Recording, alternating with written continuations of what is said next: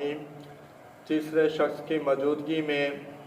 اس کی رضامندی کے بغیر دو آدمیوں کا آپس میں گفتگو کرنا۔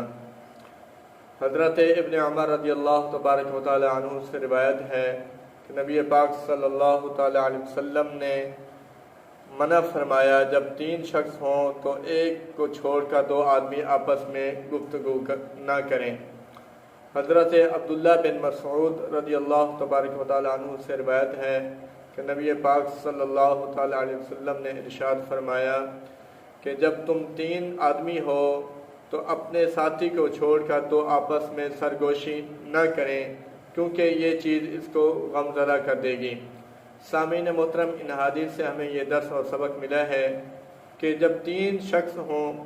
تو دو آدمی تیسرے کو چھوڑ کر آپس میں کوئی سرگوشی نہ کریں اور نہ ہی کوئی کسی قسم کی کوئی بات کریں، کیونکہ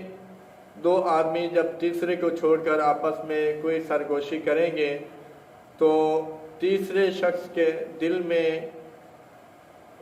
اس کی دل آزاری ہوگی اور تیسرے شخص کو ان دونوں کا آپس میں سرگوشی کرنا